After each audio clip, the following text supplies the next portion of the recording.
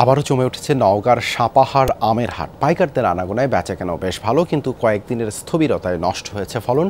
সংশ্লিষ্টরা বলছেন বেচাকেনা বন্ধ থাকায় চাষি ও ব্যবসায়ীদের আর্থিক ক্ষতি অন্তত ৫০০ কোটি টাকা। এই ক্ষতিপূরণে সহায়তার পরামর্শ কৃষি অর্থনীতিবিদদের। সহকর্মী শফিক ছোটনের রিপোর্ট, ছবি তুলেছেন সিয়াম শাহরিয়া। স্যান্ডেলিনা সো, রূপচর্চায় আভিজাত্য।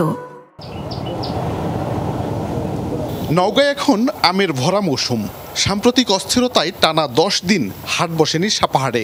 বন্ধ ছিল বেচাকেনা, তাই গাছে নষ্ট হয়েছে আম।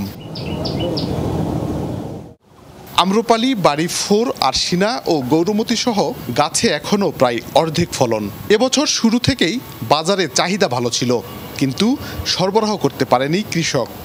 বয়সটা পেরিয়ে যাচ্ছে রূপালী আমের, এই জন্যই মনে করেন যে আমটা ফিরে অনেক ক্ষয়ক্ষতি হচ্ছে আর কি। অনেক আম মাঠে বাগানে একবারে সম্পূর্ণ আমগুলা মনে করেন পচে মাটির সাথে গলে গেছে। দেশে মারামারি গন্ডগোলের লেগে আপনার গাড়ি ঘোড়া চলছিল না, পাইকার ছিল না বাজারে। কারফিউ শিথিল করার পর কিছুটা দুশ্চিন্তা কেটেছে।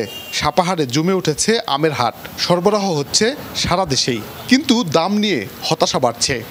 আমরা যে আম আজকে ৪,০০০ টাকা কিনলাম, এই আম কয়দিন আগে ২৫০০ টাকা করে বিক্রি হয়েছে। বেশি খরচ বেশি, সারের খরচ বেশি, পাটের খরচ বেশি, ওই হিসেবে আমার দাম হচ্ছে না। হাটে বেচা কেনা বন্ধ থাকার পাশাপাশি খোলা ছিল না অনলাইন, তাই দেশের বাইরেও আম পাঠাতে পারেনি উদ্যোক্তারা। দাবি, এতে ৫ থেকে ৭% ফলন নষ্ট হয়েছে। সব মিলিয়ে আর্থিক ক্ষতির পরিমাণ অন্তত ৫০০ কোটি টাকা।